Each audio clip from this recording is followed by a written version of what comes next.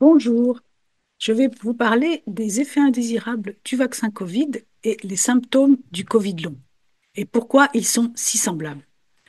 Et pour ça, il va falloir faire un petit rappel sur la nature et la toxicité de la protéine spike du virus SARS-CoV-2. Alors, en France, le Covid long est reconnu puisqu'il existe une étude de l'INSERM, Covilev, qui est censée décrire la présentation clinique du Covid long et de mesurer son impact sur la qualité de vie des patients. Mais apparemment, il n'est pas question de thérapeutique. Alors, quels sont les symptômes du Covid long, d'après plusieurs publications que je vous ai mises ici? Alors, ces symptômes ressemblent à ceux du syndrome de fatigue chronique et de l'encéphalomyélite myalgique. Mais ils sont associés aussi, par exemple, des troubles neurologiques, comme le brouillard cérébral, des troubles cardiovasculaires, pulmonaires, cutanés, des maladies rénales et du diabète.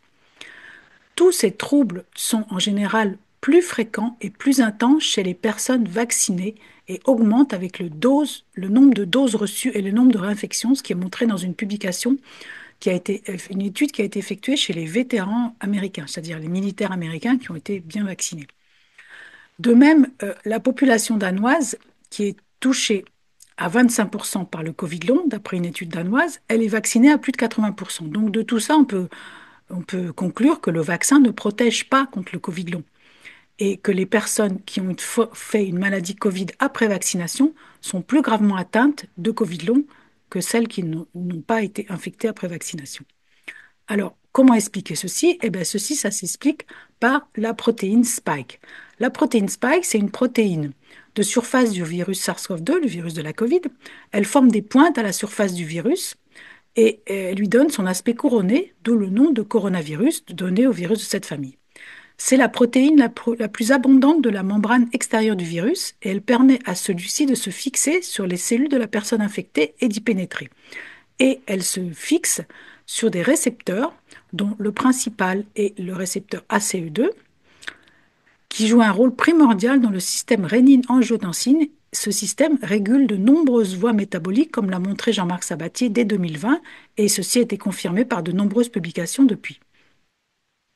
Et le dérèglement du système rénine-angiotensine par la protéine spike peut expliquer les symptômes de la maladie Covid aiguë, les symptômes du Covid long et les effets indésirables du vaccin qui sont similaires à ceux du Covid long que nous avons listés précédemment. Alors, ce dérèglement du système rénine-angiotensine par la fixation de spike sur la CE2 peut expliquer également d'autres maladies comme des hépatites, des maladies gastro-intestinales, des dommages sur les organes reproducteurs qui peuvent entraîner la perte de fécondité, des cancers également par modification de l'immunité innée et aussi des maladies auto-immunes.